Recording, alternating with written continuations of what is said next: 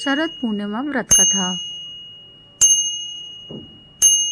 अश्विन मास की शुक्ल पक्ष की पूर्णिमा शरद पूर्णिमा के रूप में मनाई जाती है। शरद पूर्णिमा को कोजागिरी पूर्णिमा व्रत और रास पूर्णिमा भी कहा जाता है।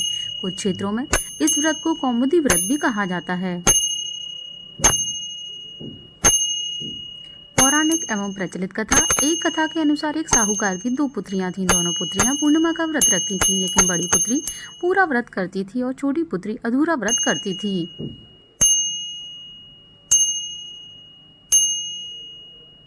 इसका परिणाम यह हुआ कि छोटी पुत्री की संतान पैदा होते ही मर जाती थी। उसने पंडितों से इसका कारण पूछा तो उन्होंने बताया कि तुम पूर्णिमा का अधूरा व्रत करती थी, जिसके कारण तुम्हारी संतान पैदा होते ही मर जाती है। पूर्णिमा का पूरा व्रत विधि पूर्वक करने से तुम्हारी संतान जीवित रह सकती है।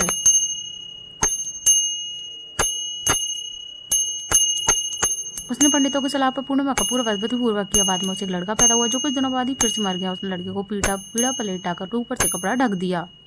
फिर बड़ी बहन को बुलाकर लाई और बैठने के लिए वही पाटा दे दिया। बड़ी बहन उस पर बैठने लगी तो उसका घाघरा बच्चे को छू गया। बच्चा घाघरा छूते ही रोने लगा। तब बड़ी बहन ने कहा कि तुम मुझे कलंक लगाना चाहती थी, मेरे बैठने से यह मर जाता। तब छोटी बहन बोली कि यह तो पहले से मरा हुआ था, तेरे भाग्य से यह जीवित हो गया है, तेरे पुण्य से ही यह जीवित हुआ है। उसके बाद नगर में उसने पूर्णिमा का पूरा व्रत करने का ढिंढोरा पिटवा दिया और वह हर साल इस व्रत को विधि पूर्वक तरीके से पूरा करने लगी।